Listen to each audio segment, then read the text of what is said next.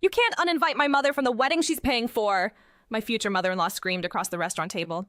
Everyone froze. She thought she had all the power because she controlled the money. What she didn't know was that we'd already paid for everything ourselves. And our real wedding was happening somewhere else entirely.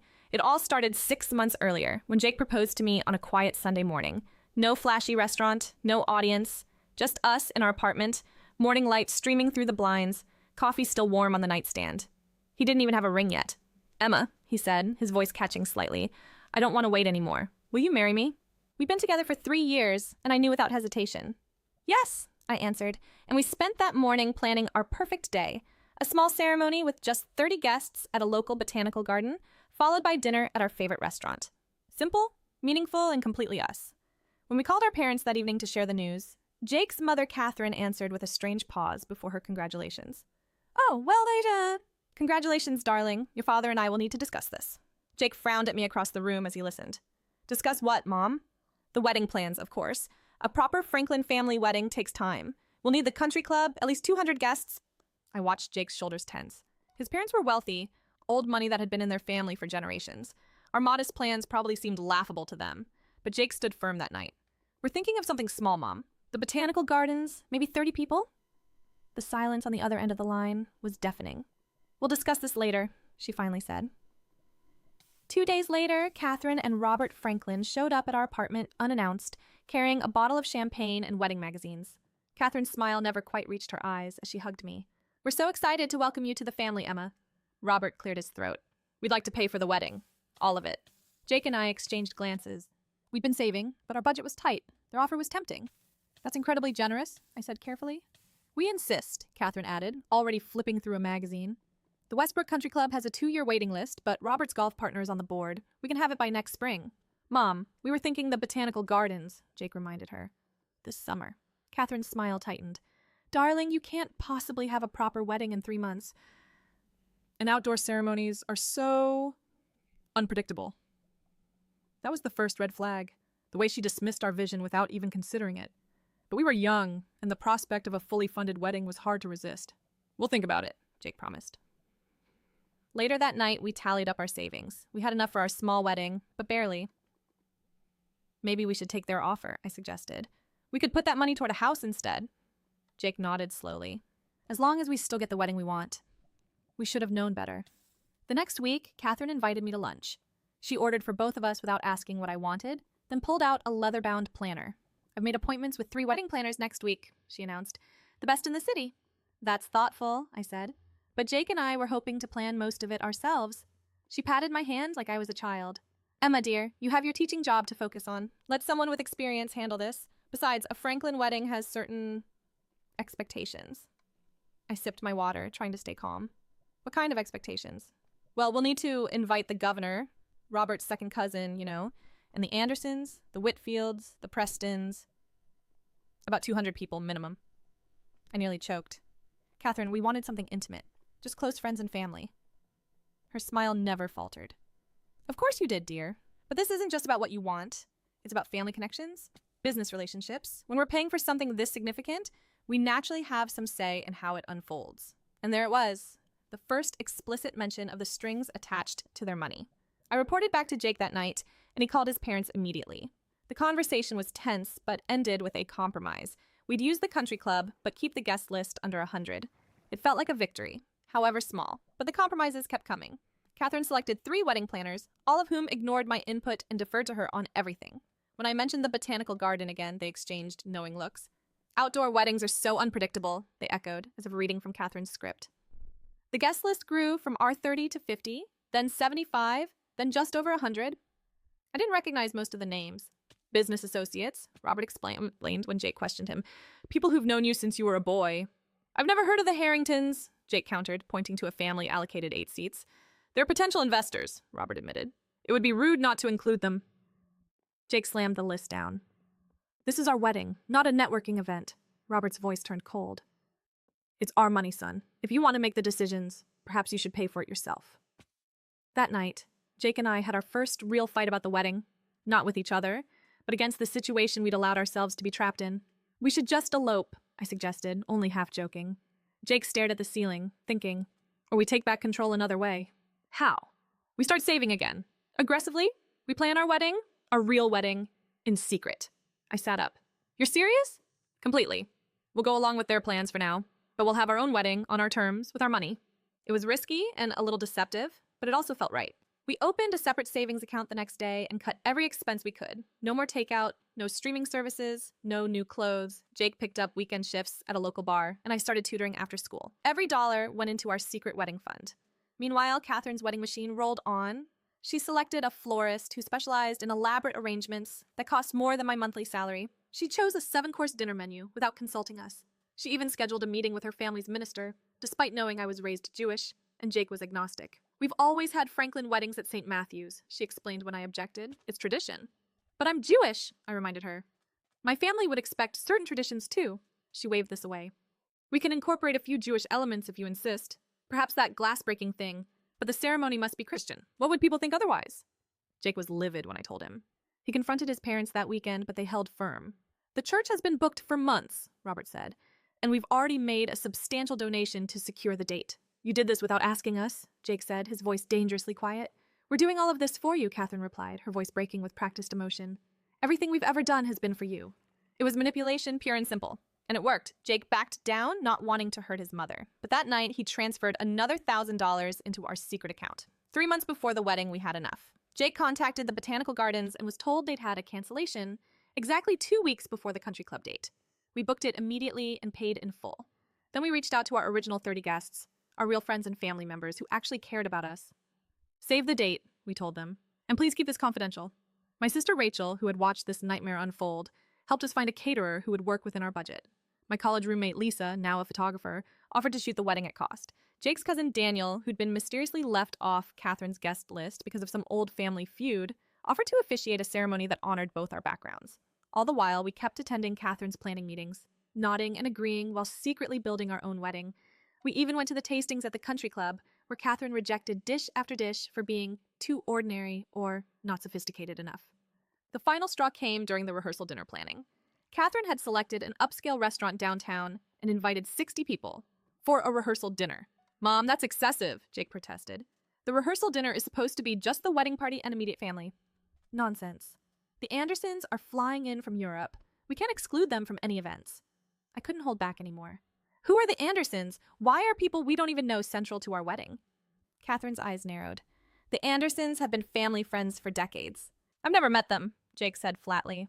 That's beside the point, Robert interjected. This wedding isn't just about you two. It's about family connections that will benefit you for years to come. No, I said quietly. A wedding is exactly about the two people getting married. Catherine's smile was cold. When you're paying for it, you can make those decisions. That's when Jake made a decision. Let's have a tasting at the restaurant. Just the 4 of us. We can discuss this rationally over dinner. Catherine agreed, pleased to have another opportunity to exert her influence. The restaurant was exactly her style. All crystal chandeliers and white tablecloths. We were seated at the best table, of course. Robert ordered an expensive bottle of wine without looking at the price. Now, Catherine said, after our first course arrived, about the rehearsal dinner, I've already given the restaurant a preliminary guest count of 60. That's not happening, Jake said calmly. We want a small rehearsal with just immediate family and the wedding party. Maybe 20 people total. Catherine's fork clattered against her plate. That's rude and impossible. I've already told people they're invited. You didn't have the authority to do that, I pointed out. Robert's face darkened. We have every authority. We're paying for all of this. And that gives you the right to ignore our wishes? Jake asked. We're not ignoring your wishes, Catherine insisted. We're enhancing them. You'll thank us later when you see how perfect everything is. Jake took my hand under the table and squeezed it. Our signal. It was time. Actually, he said, we've decided to make some changes to the wedding plans. Catherine's smile froze. What kind of changes? We're not getting married at the country club or at St. Matthew's. The silence that followed was absolute. Then Robert laughed. A short, dismissive sound. Don't be ridiculous. Everything's booked and paid for. We're getting married at the Botanical Gardens, I continued, 2 weeks before the country club date. We've already paid for it ourselves. Catherine's face flushed red. You can't do that. We've invited over 100 people. The governor is coming. The governor doesn't know us, Jake replied. And we don't know most of the people on your guest list. This is about family obligation, Robert growled. Something you clearly don't understand. No, Jake said. This is about you using money to control us. It's about you turning our wedding into a business function. Catherine's voice rose, drawing the attention of nearby diners. After everything we've done, the thousands we've spent. We didn't ask you to spend that money, I reminded her. In fact, we repeatedly asked you to scale things back. You ungrateful, Robert began, but Catherine cut him off with her coup de grace. You can't uninvite my mother from the wedding she's paying for, she screamed, loud enough that the entire restaurant fell silent. If you do this, we won't pay for any of it. Not 1 cent. It was the moment of ultimate control, the financial threat. The restaurant was dead quiet. Other diners pretending not to listen while watching intently. Catherine clearly expected us to back down, to apologize, to surrender. Instead, Jake smiled. That's fine, we've already paid for our wedding ourselves. Robert's face went from red to purple. Impossible, you don't have that kind of money. I reached into my purse and pulled out a folder containing receipts.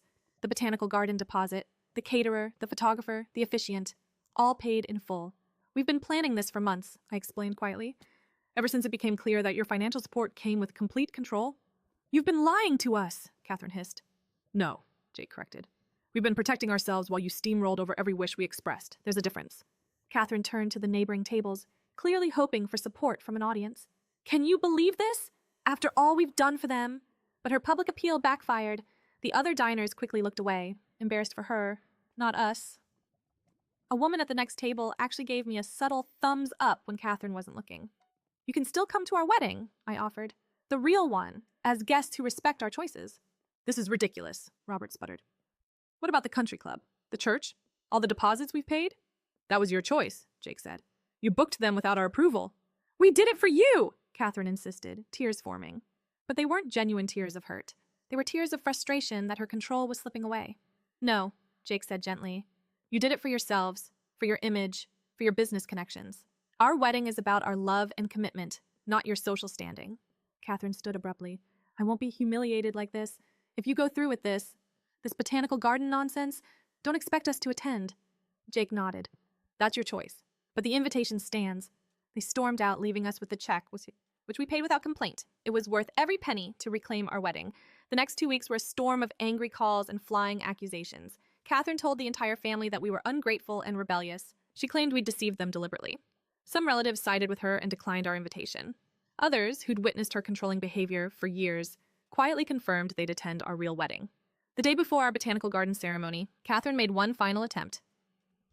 She showed up at our apartment with the family pastor, intent on making us see reason. The country club is paid for, she insisted.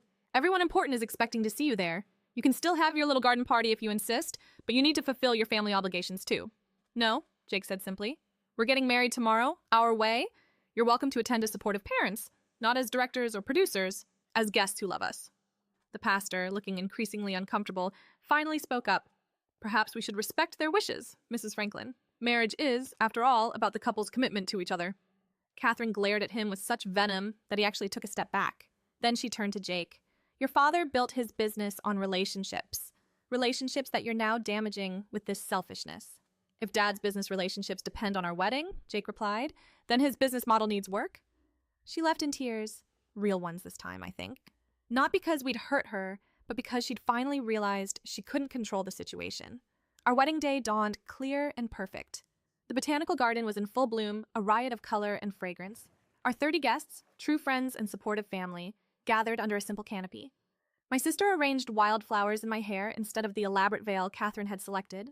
Jake wore a blue suit he loved instead of the traditional tuxedo his father had insisted on. Jake's cousin Daniel created a beautiful ceremony that honored both our backgrounds. We wrote our own vows. My father, teary-eyed, walked me down the aisle. Everything was exactly as we'd imagined it. Catherine and Robert didn't come.